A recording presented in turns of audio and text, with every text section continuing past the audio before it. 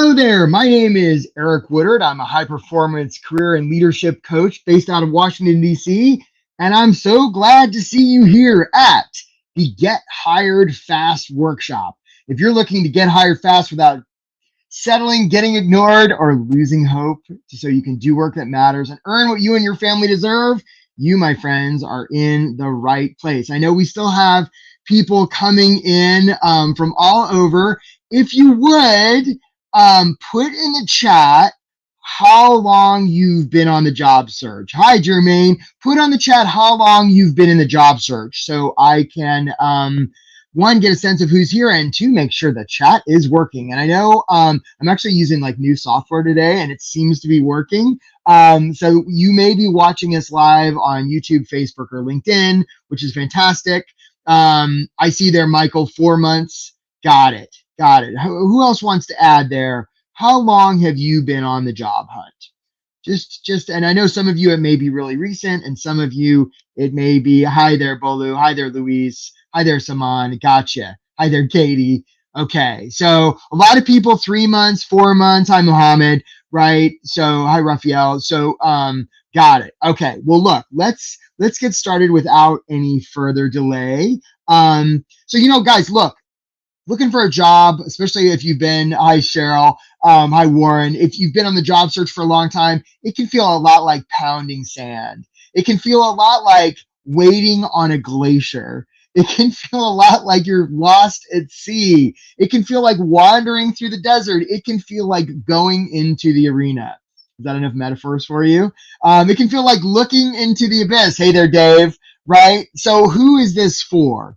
If you are unsure about the direction you want your career to go, if you're struggling to find ways to even describe what you can do, if you're uncertain if your resume is any good, if you've been wrestling with how to follow up after you apply, you've been following up, right?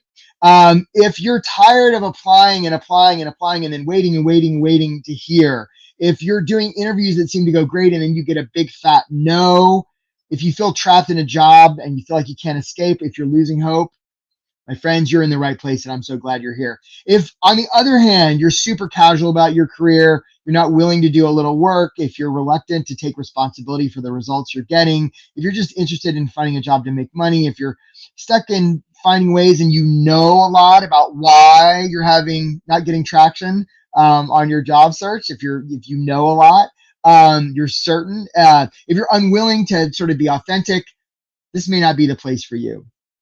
So, what are we going to cover today? We're going to figure out how to get hired fast without settling, losing hope, getting ignored, doing any of that stuff.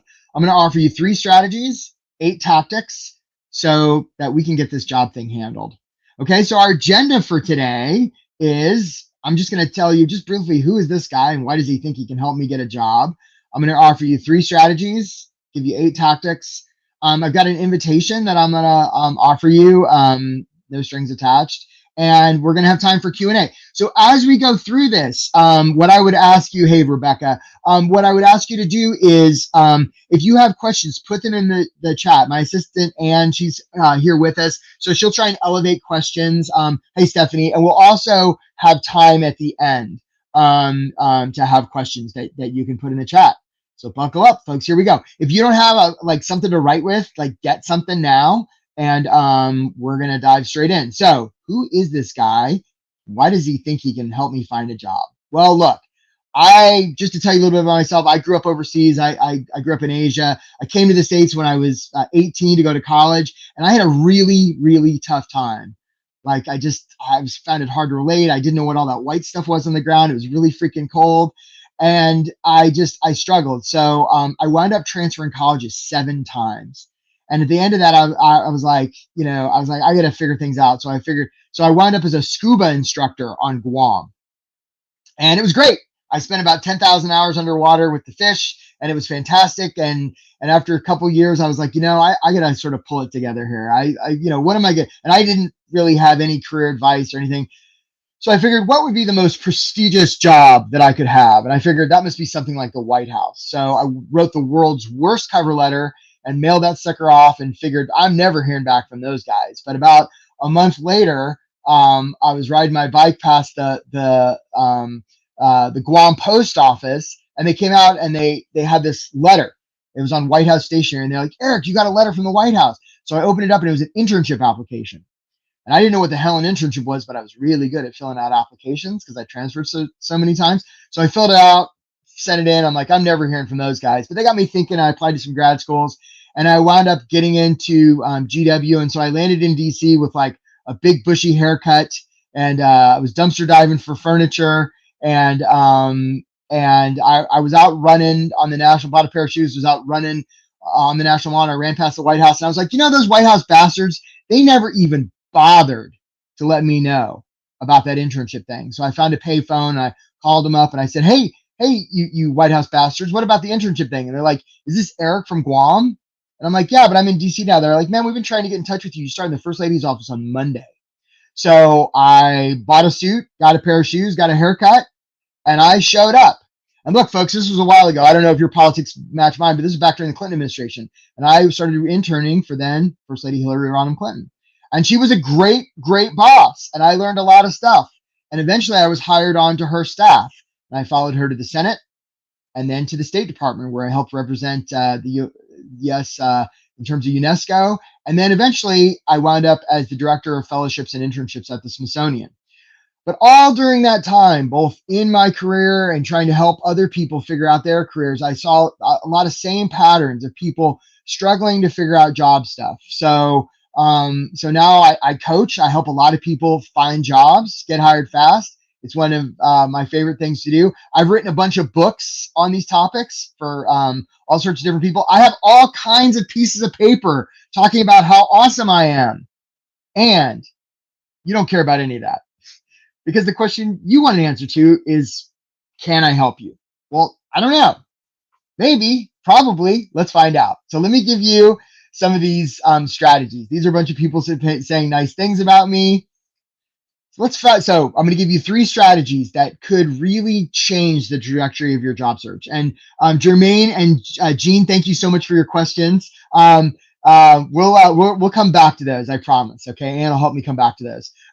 Okay, so let's do 3 strategies, and we're going to get to some of what you asked here in a second. But keep those questions coming. Yeah. Okay. So what is a good resume about? And I want everybody to put this in the chat right now. What's a good resume about? What do you figure it is? Go ahead and put it in the chat. What's a good resume about? Let's see who's got an answer. What's a good resume about? Put it in the chat. I want to make sure I'm seeing you guys. What do you figure it is, guys? What's a good resume about? Come on. Let's make sure I'm not missing anybody.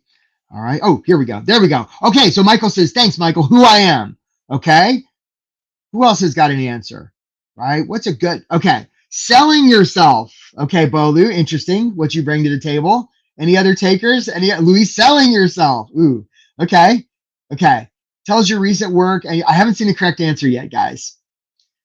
I haven't yet seen the correct answer. So I'll give standing out, getting the employer to know a little bit about us. Yep, what I've accomplished. Okay, yeah, you're all wrong. A lot of people think a good resume is about you. And that's incorrect. Although, Stephanie, I like what you say about storytelling, right?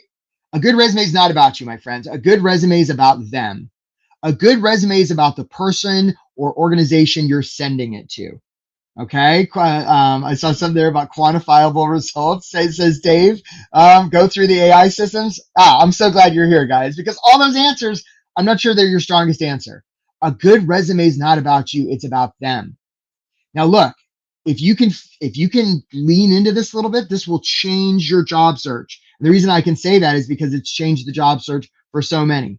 Okay. Good resume is not about you. A good resume is about them.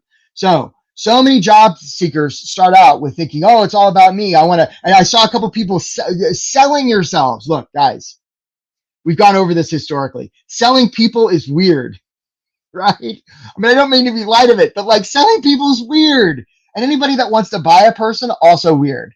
So if you've been spending a lot of time selling yourself and that hasn't gotten you traction, I'm so glad you're here, because it's not about selling yourself.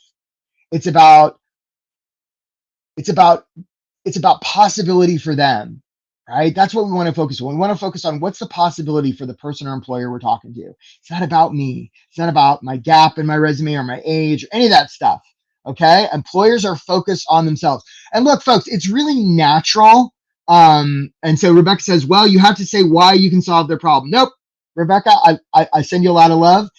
They don't care why you can solve their problem. They just want to know that you can solve their problem. And look, that could be semantical, Rebecca. So you may be saying exactly what I just said, but it's not about you. It's not about why you can solve the problem. It's about, can their problem be solved and how will that happen? And if you happen to be part of that solution, that's great. But the emphasis is on the possibility of what they're after. So, it's really natural that in a job search, we focus on ourselves because there's a good chance that the first time we went job seeking was right out of school. And look, folks, in school, it is all about us. It's our cubby, right? The first day of school, when we have the worksheet and there's that line at the top, what do we put on that line? Our name, right? It's our cubby. It's our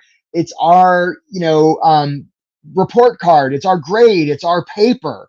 Okay. It is all about us. And yet when we move to the working world, those of you who are seasoned professionals know it's not about us. It's about them. It's about the client, the constituent, the customer, the shareholder sometimes, right? And good companies take care of their people, but it's a means to an end, right? Google doesn't exist to serve Googlers lunch. Google exists to make Google. And if by giving Googlers lunch, those Googlers make better Google, that's great, but it's a means to an end.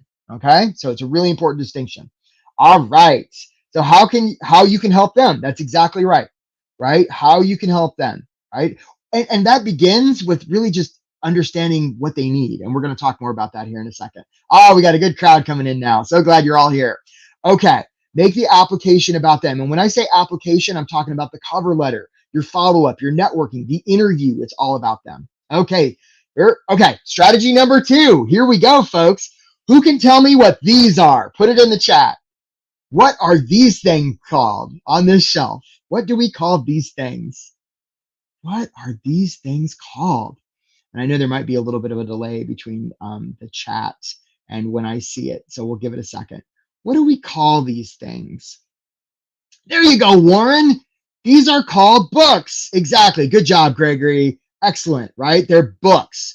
Okay. Now look, a lot of times research, Saman says, okay. So a lot of times we'll see a shelf like your grandmother's books, Rebecca. That's excellent, right? So those buildings downtown that have lots of shelves with lots of books. Sometimes they have storybooks, right? And on the front cover of those storybooks in those libraries, right? Those storybooks on the front cover, there tend to be words on the front cover of those storybooks. What do we call the words on the front cover of those storybooks? What do we call those?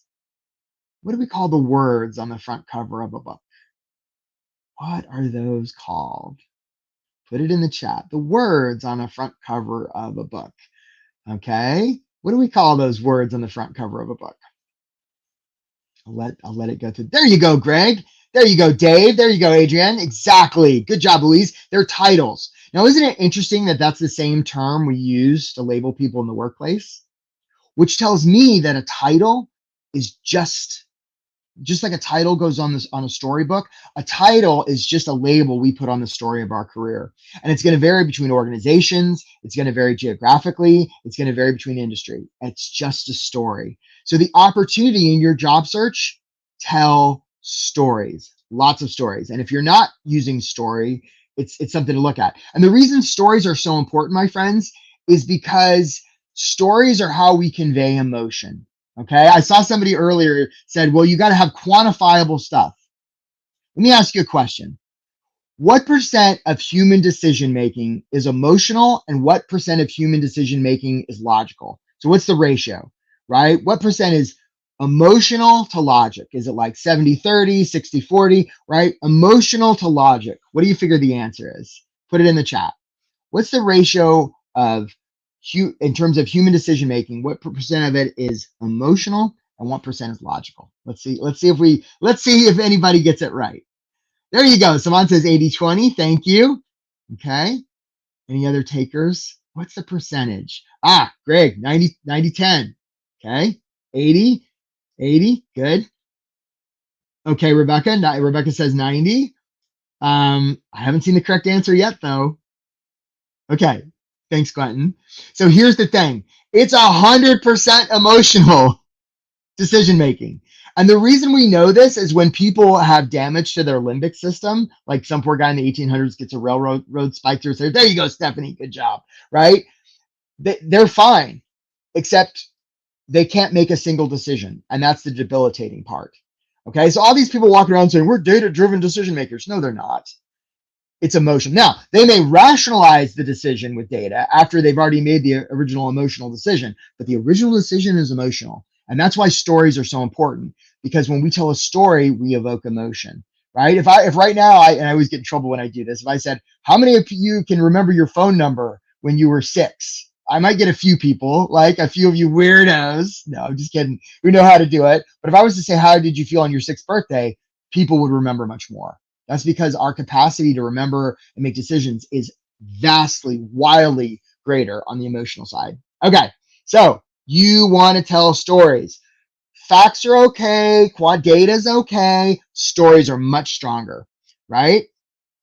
Which is very, very bad. That's not good managerial leadership tendencies. I'm not sure which, oh yeah, to be a data-driven decision maker. I think that's what you mean, Greg. Let me know if I'm getting that right. But yeah, I would agree with you, right?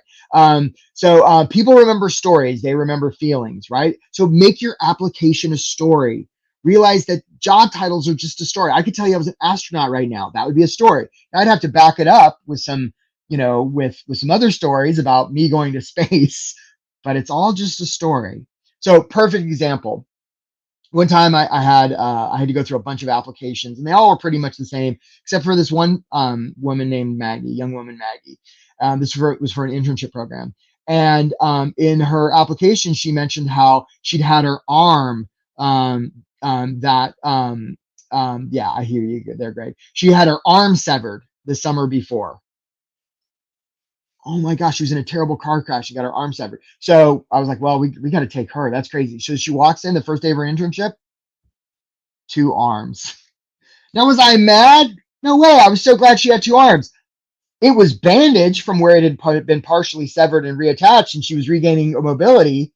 But I still remember that story today, right? Stories have permanence. So if you're not telling stories in your applications, my friends, it's something to look at. Okay, who can tell me who this guy is? Put it in the chat. I know there's a little bit of a delay, so I'll I'll I'll stall here. We'll talk about feeding casseroles to llamas and Pedro's election, right? Who can tell me who this guy is? Put it in the chat, right? What's this guy's name? If you know. There you go, Quentin. Right. Thanks, Quentin. I bet we've got some other people that know, right? There you go, Katie. There you go. This is Napoleon Dynamite. Okay, so those of you who aren't familiar with this movie, I don't want to spoil it for you. But the premise of the movie is essentially Napoleon's this high school kid, and he really beats to a different drummer, right? And he beats to a different drummer. And there's this one scene where he's on stage in front of the entire student body, and he suddenly finds himself in a situation where he has to do a performance in front of all the students, and it's sort of he didn't really prepare. So so he has the guy in the sound booth play music, and Napoleon proceeds to dance, and it's the craziest damn thing you've ever seen. I mean, it's wild. And when he's done, super silence among the student body. People are just kind of shocked, and then everybody bursts into wild applause, right? And the reason that happens is because it's so authentic, right? Jamie Kern Lima, the founder of It Cosmetics, she's written a couple of great books, says everybody's a good dancer if they commit fully. So that's the third strategy is authenticity. Vote for Pedro, Dave. Authenticity, right? Your authenticity is your superpower. People are going to hire you because of who you are, not despite it. So if you're spending a lot of time trying to cover up who you are, it's not doing you any favors. So many people try to be perfect. They're like, I'm proficient in Microsoft Office. Yeah, stop doing that. Right? Stop. Or here's the other thing, people hiding their age, right? How many of you have suddenly, when it gets to your education, your age disappears, right? It's such a tell. It's basically telling the employer that you don't trust them not to be ageist. And guys, just remember, it's never the scandal. It's always the cover up. Be authentic. Okay. You're awesome. That's the reason they're going to hire you. Stop hiding stuff. Okay. Because let me ask you, and this gets to somebody asked this question earlier about ATS. Guess who humans hire? Humans.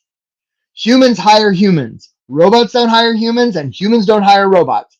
Humans hire humans. And especially in this world where everything's more automated and AI, and you do a phone call with customer service and you don't even know if it's a real human for the first couple of seconds, right? The opportunity for you, my friends, is to be more human, not less. And if you're spending a lot of time trying to trick the ATS and maneuver around the ATS, which there is no one ATS, by the way, there's no Skynet, matrix overarching thing. It's just the systems employers use to process their stuff. Stop trying to write to the computer, write to the human, because that's the human that's going to hire you because you're a human. Okay, we can talk more about that if some of you are shocked about that. Stop trying to trick the computer. By the way, how's that working for you?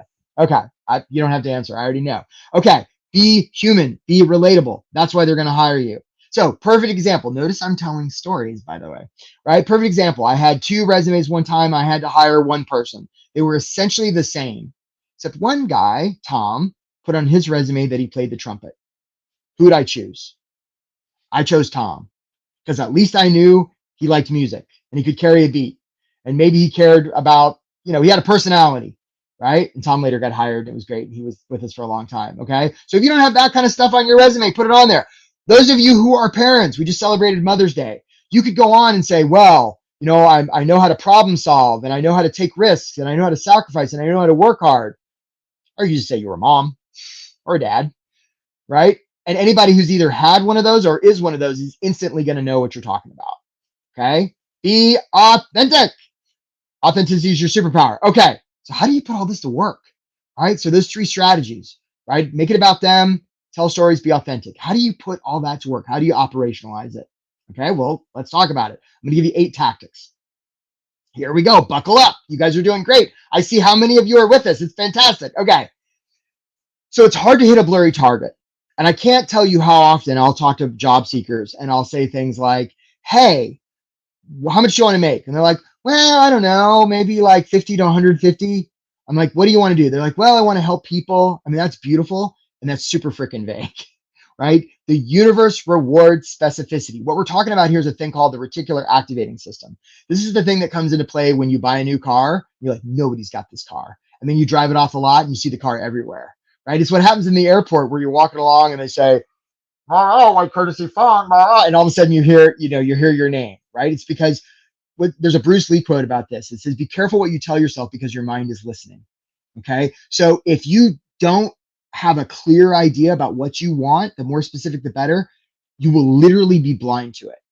So you want to be really specific. You want to have clarity, right? You want to have clarity, specificity around your salary, your occupation, your goals, where you want to be, right? Thomas says, I tried to explain that to a friend yesterday. He used AI to write their statement of purpose. Yeah, exactly. Oh, that's interesting. Okay. So I like what you say there. The passion is okay. And I would just challenge you a little bit, Thomas, because when we talk about our passion, who are we talking about? We're talking about us, right? Remember, it's not about us. It's about them. Okay. We're going to talk more about it. Right? I'm a big fan of the authenticity, though. I hear you on that. Okay. So clarity and specificity helps. You have to be vital. There's a reason race car drivers, right, when they drive 500 miles in a circle, don't look at the outer wall, because that's where their car will go. Okay. Yeah. The universe is listening, whatever your spiritual reference may be, right? When we put a thought into the universe, the muses are listening. Okay. All right, guys, this is a chat exercise, so pay attention. Okay, who can tell me what this is? Put it in the chat. You guys are doing great, by the way, right? Who can put this in? Tell me what this is. What's this a picture of? Put it in the chat, please. And we'll see what people say. Put it in the chat. What is this thing called? Okay, someone says a drill. Okay, drill. Adrian says drill. Okay, Raphael says drill. Okay.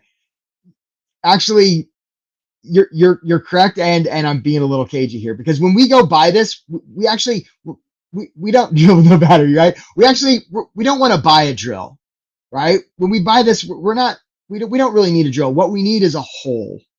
That's what we're buying, right? We don't actually need this thing sitting around our house. What we're after is a hole. And we actually don't need a hole in our wall. Nobody wants a hole in our wall. What we really need is a place to put the hook.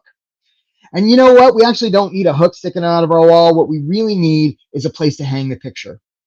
And we don't actually even need the picture. What we're really after is the feeling we get when we look at the picture of our family that's hanging on the hook in the hole that was made by the drill.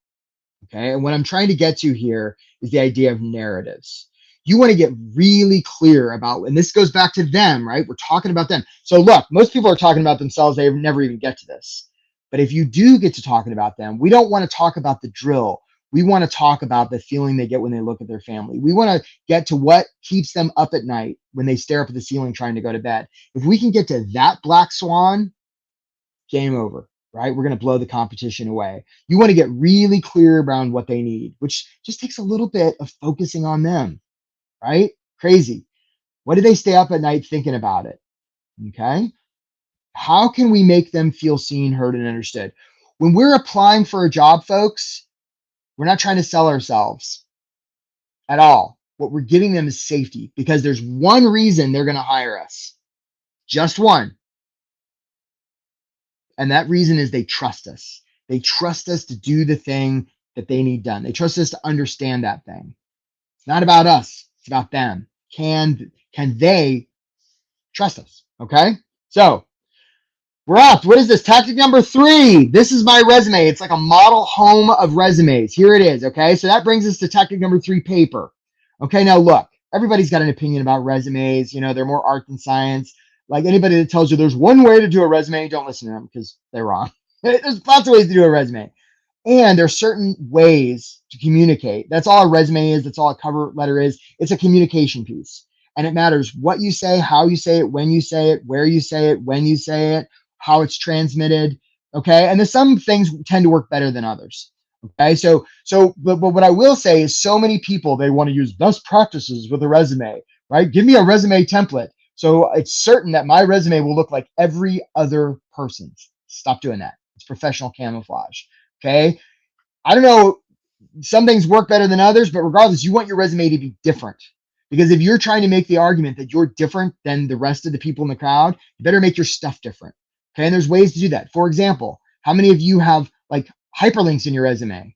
Right? Go do that. Go put those in there. It'll take you 2 seconds. How many of you have that paragraph, that block of text at the top talking about my professional summary? Stop doing that. Right? That's about you. And instead of showing them, you're telling them. Okay. So the opportunity is to show, not tell. And the way you show them is have a resume that stands out, that's different, that gets to some of those black swans we talked about. It's just a communication piece, right? You want to communicate with them in a way they cannot ignore. All right, we're moving right along. This is tactic number 4. If a job application is submitted, but there's no follow-up, does it even make a sound? Does it even make a sound, Al or Salmon or Quentin? I would argue it doesn't. Okay, so for those of you who've been applying and you're like, well, I hope I hear back. Next, stop doing that. Follow up. Follow up, because remember, they're going to believe what you show them more than what you tell them. And if you want to show them that you're somebody that knows how to take initiative and think outside the box, who isn't afraid to take risks, you better be following up, because to not do that shows them the opposite. You know, there's a guy who wrote a book named Ryan Serhant. He's a realtor in New York City. He was on a reality show. Some of you may know him. I'll get to you, Thomas. I see you. Great question. He has this thing where he sort of prides himself on being responsive on email, and except when people interview with his company, right? So somebody interviews with his firm and they send, the thank you message. He intentionally ignores it. And then if they email again, he sends it back a really dismissive message. Like, yeah, just sort of like, fuck off, like go away. And it's only when they email him the 3rd time that he's like, okay, why don't you come in? Because he's waiting to see, right? He's waiting to see how much they want it. There's some of my Jewish friends tell me that this is also a tradition. If I wanted to go and convert to Judaism and I knocked on a rabbi's door, right? She might open the door and say, yes. And I'd say, I want to become Jewish. She'd be like, no, you can't do it. This is too hard. I'd have to come back and knock again. She'd say, no, you can't do it. Too hard. And if I come back 3 times, then she might be like, okay, why don't you come on in? So 3 times, okay? Follow up. And our follow-up is not, hey, just wanted to check in, or hey, wanted to follow up, because that's about us. We're going to make it about them, show them results in advance. Okay, so a couple of questions here. What's the appropriate time? So Thomas, I think a week after the deadline is passed, if you've applied to something and it's a little stale, than a week. Use your good judgment. That's what I would say. But recruiters don't reply to messages. I've submitted 20 to 30 messages to a recruiter and only one did follow up. Okay, I hear you there, Greg. And the opportunity there is to create strong agreements with those recruiters. So if and when you're talking to a recruiter and they say, hey, I'll get back to you, say, that's fantastic. I really appreciate that. Can I ask you a question? Yes. What do you mean? When will you follow up? How will you follow up?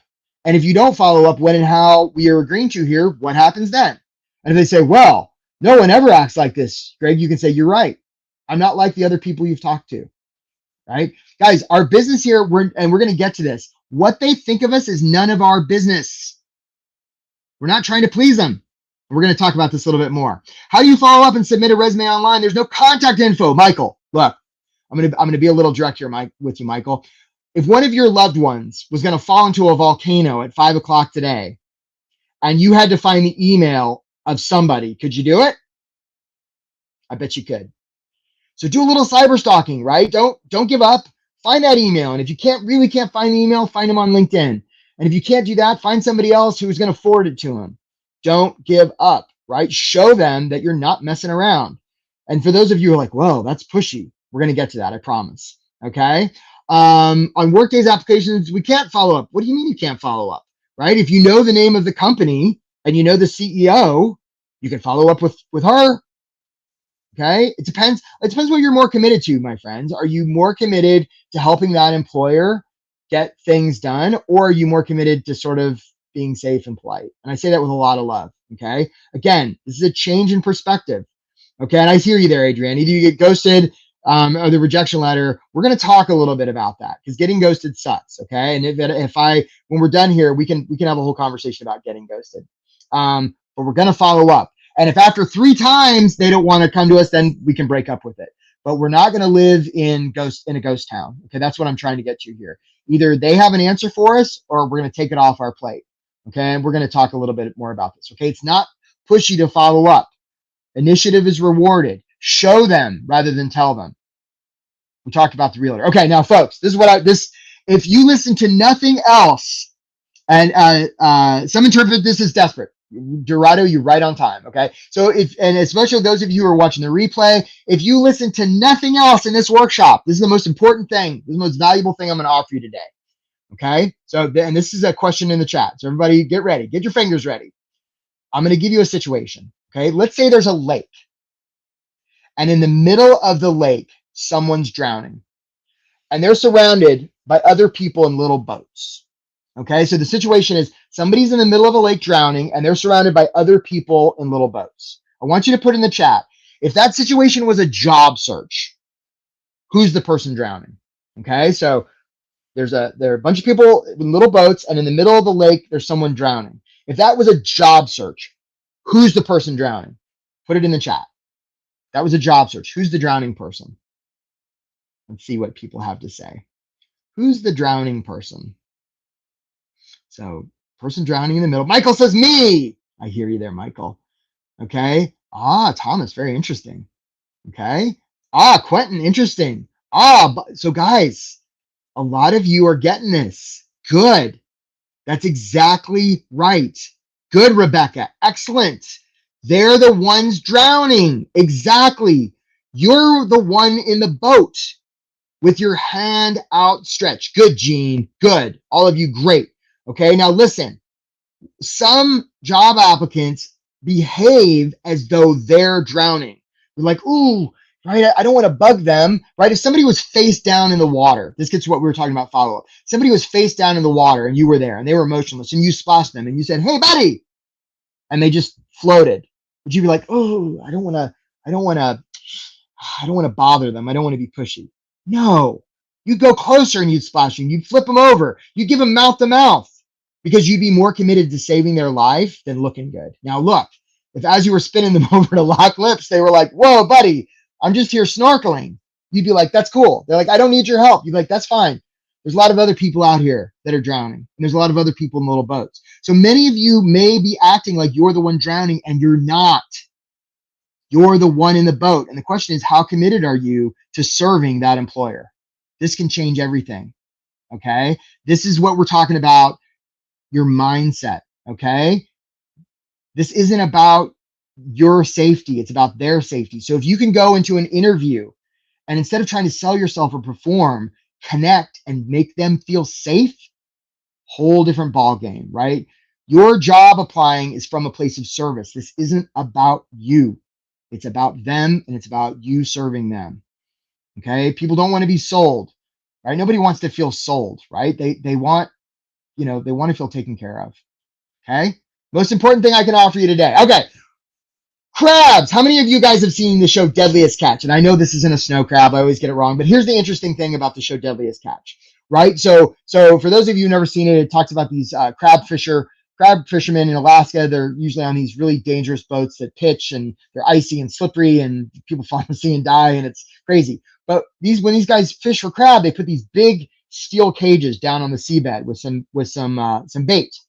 And the way it works is Bob the crab comes along and says, "Oh, free lunch." So Bob goes into the cage. And then all of a sudden his buddy Charlie says, "Oh, look, there's Bob." And so Charlie goes in, and eventually more and more crabs join. Now here's the interesting part. The bait's very quickly eaten. Okay. The bait gets eaten quickly. But because there's crabs in there, more and more crab join. Because if any one of those crabs tries to leave, the other crabs will pull them back in, even removing one of their limbs, or they'll do a crab murder. They'll do crab homicide, right? They'll kill their fellow crab to keep them in, because instinctively crabs feel safer with other crabs. Now here's of course the problem: when they're all in the cage, they all get pulled up and become dinner. It's actually the most risky thing, which brings us to tactic number 6.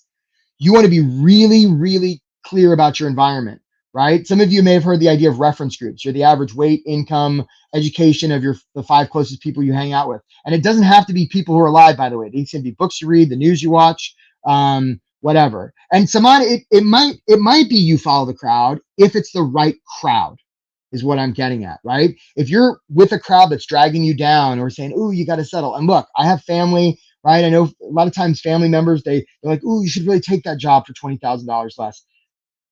They're just trying to keep us safe, just like those crabs are trying to keep their fellow crabs safe. But it's a thought error. Okay. You want to upgrade your environment. If your environment isn't serving you, upgrade it. It has a huge impact. It's more impactful than you know. Safeguard it, right? If you're around people that are bumming you out, like, you can love them and you can go to Thanksgiving with them, but on your job search, you want to build a boundary there. Okay. Because that stuff will mess you up. I've seen it happen too many times. Okay. Tactic number 7. We're in the home stretch, folks. Interviews. Who would like to have the best interview advice in the world? Okay. Put it in the chat if you're interested, because I'm about to give it to you. Here's the best interview advice in the world. Are you ready? Listen carefully. I'm going to say it really quietly. Don't answer their questions. Okay. A lot of times people go into interviews, they're like, "Oh, I hope I get the answers right." Now, look, if it's a technical interview where they're asking you about really technical things, sure, get the answer correct. Okay. But most interviews, anything that's on the behavioral side, they're like, "Tell me about a time," or "What's your greatest strength," or "Tell me about yourself." Okay.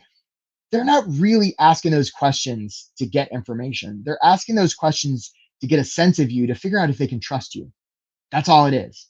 So you might as well go into interviews rather than focusing on their questions, focus on the answers you're going to give and the stories you're going to tell.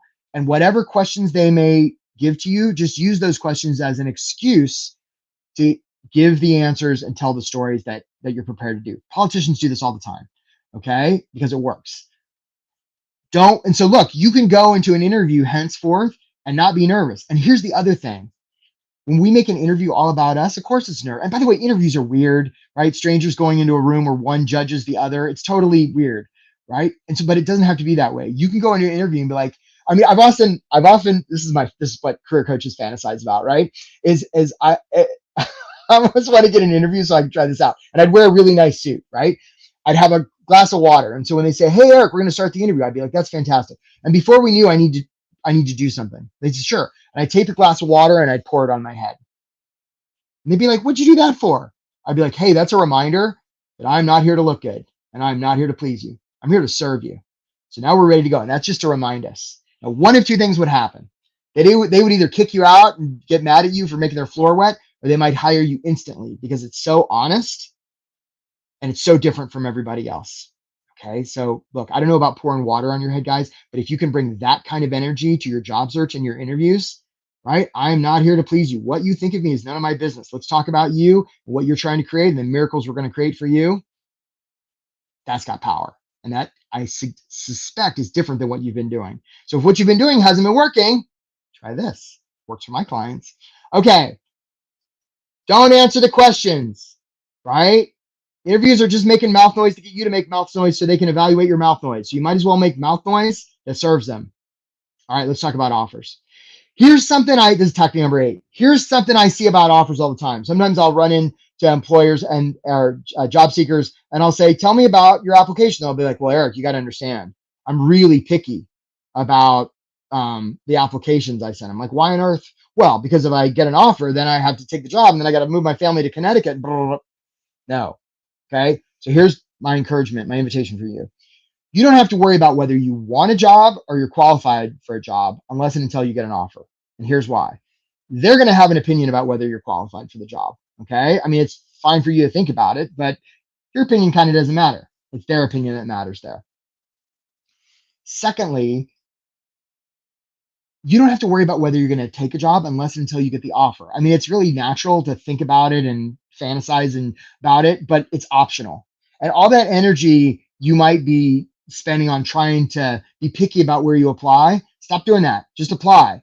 Use that energy for when you're taking apart offers. And if you get an offer you don't like, you can say no, you can say yes, or you can say, hey, I'm going to counter. I know you want this and this and this and this. How about this?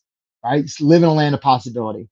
Okay. So don't bottleneck yourself by getting too bent out of shape around whether you're qualified for something, right? There's research on this, and there's research about how women, there's a certain percentage in men.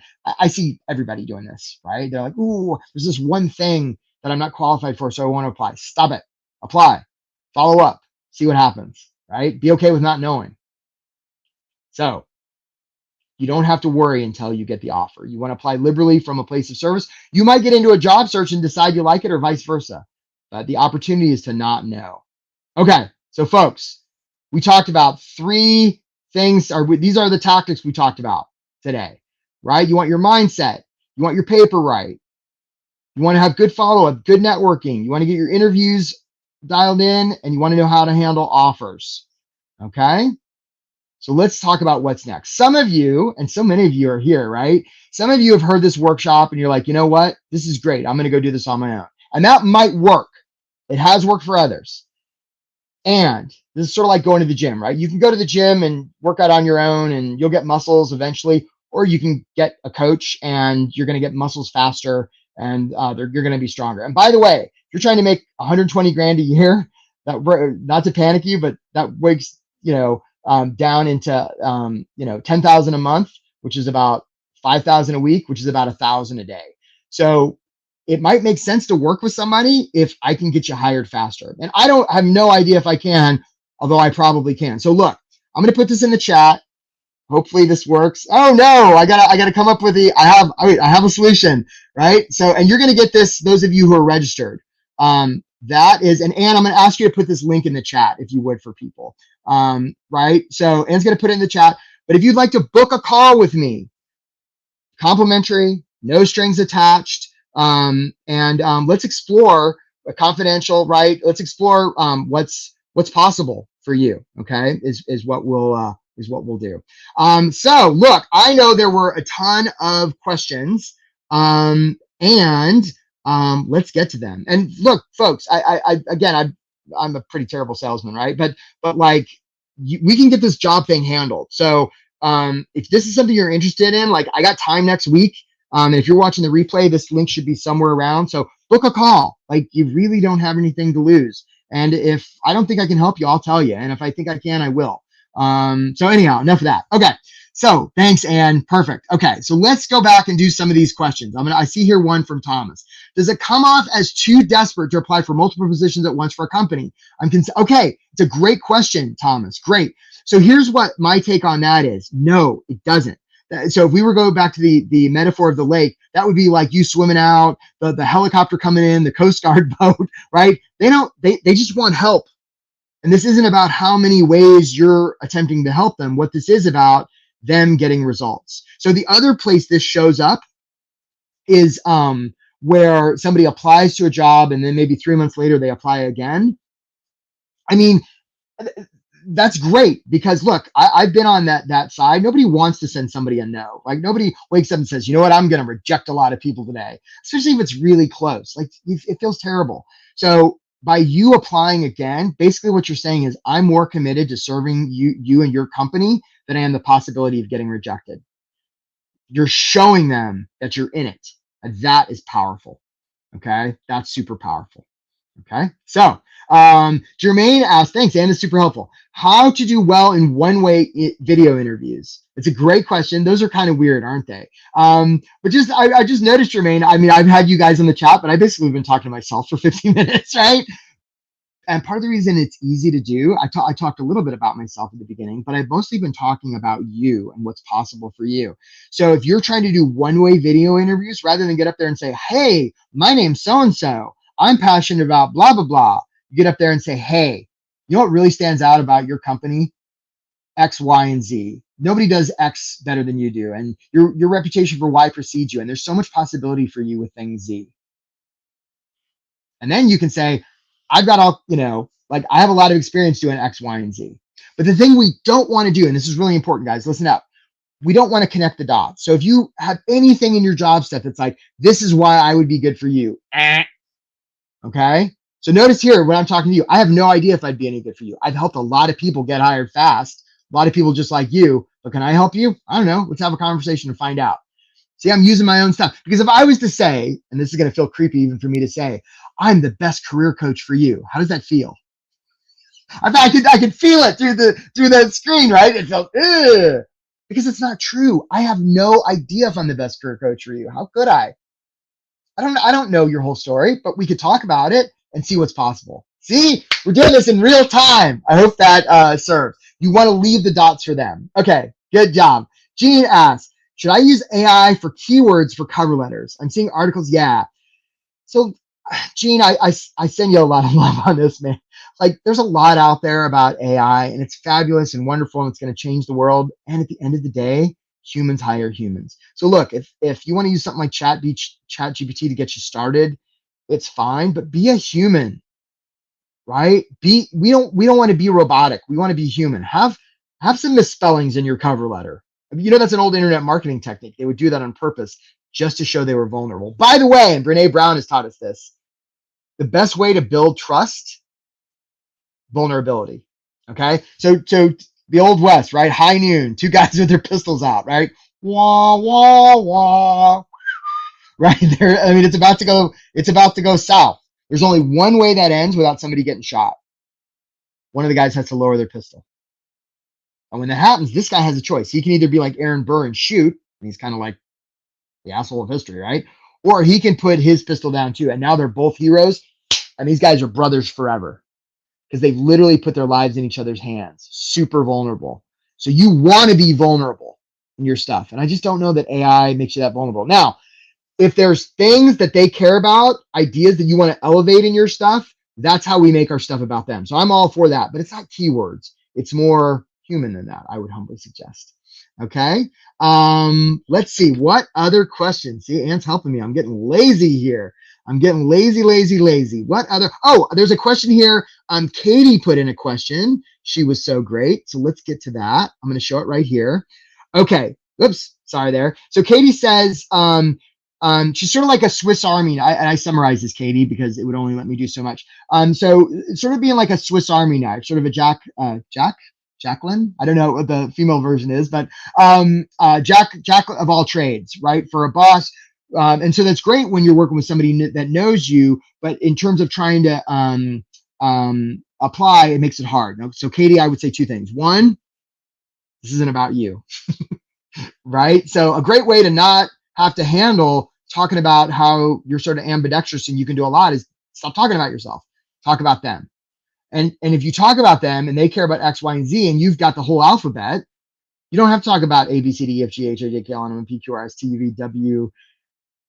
You can just talk about X, Y, and Z. That was pretty good, wasn't it? Okay. So, and the other thing is you can elevate some things more than others because remember, Katie, you're telling a story. So look, I could tell the story. I'm a scuba instructor. I'm a dad. I'm a career coach, right? I like Star Wars, but I'm focusing on certain things in this presentation because they're relevant to my audience, right? Although Star Wars is amazing, let's face it. Okay. So that's how I would get around that. Hopefully that's helpful. Let me know in the chat if you would. All right.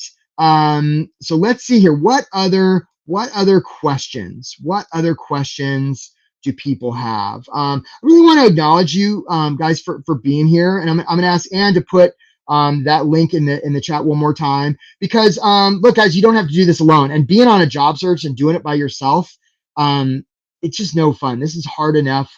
You don't have to do this alone, okay? And if you've been on the job hunt, especially if you've been beaten up, whatever your situation is, like, let's talk about it. And like I said, I don't know if I'm the right guy for you. I might not be, but we could have a conversation. I'd love to meet you. But this isn't about me. It's about you. All right, guys, I really acknowledge all of you. Just remember, you're going to figure this out. There are bright things on the horizon for you, I promise. So anytime you get discouraged, just remember that thought. And if I can serve, I hope you'll let me know. All right, Dave. I'll talk to you soon, Dave. Way to go. Have a great day, my friends, and keep your chin up. There are bright things on the horizon for you. Take care.